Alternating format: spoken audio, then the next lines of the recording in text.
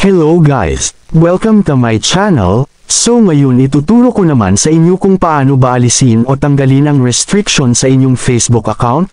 So kung na-restrict ang account mo sa Facebook, maaring may nagawa kang violation, o kung hindi naman ay warning po sa mga comments at pinupost, at ina-upload nyo sa Facebook. So kung interesado ka sa topic na ito, let's get started.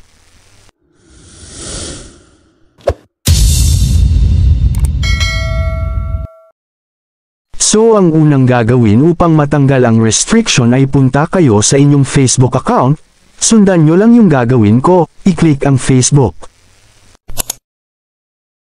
Then i-click ang 3 lines sa gilid. Scroll down at hanapin ang help and support.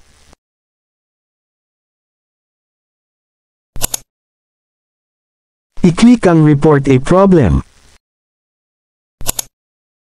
Scroll down at hanapin ang continue to report a problem.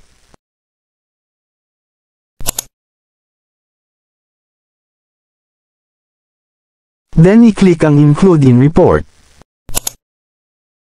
So ayan, kapag lumabas na ang mga options, hanapin nyo lang yung profile, o kaya naman ay timeline. Hindi po kasi pare-pareho ang settings natin, dito sa akin ay profile ang nakalagay dito.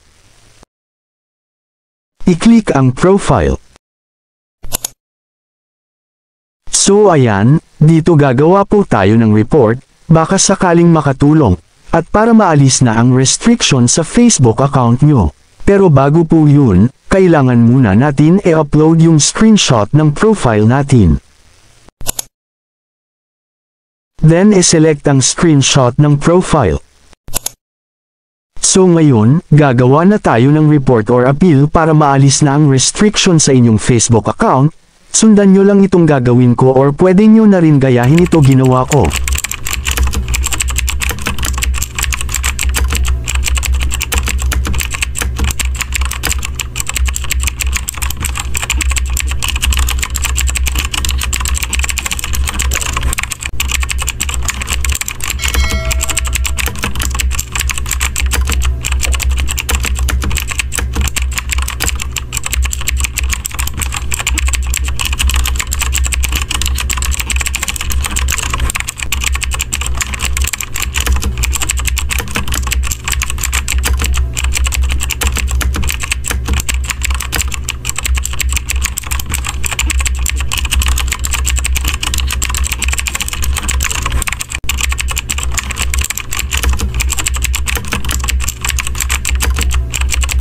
So ayan, dear Facebook team, please remove restriction or warning on my Facebook account. I promise to follow your community guidelines. I hope for your kind and consideration. Thank you Facebook team.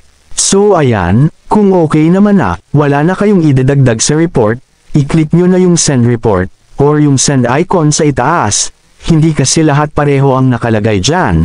Yung iba ang nakalagay dyan ay submit report, hindi po pare-pareho, so after nyo po masend, or masubmit yan, maghintay lang po kayo ng hanggang 24 hours, or higit pa, hanggang makareceive kayo ng notification, mula kay Facebook.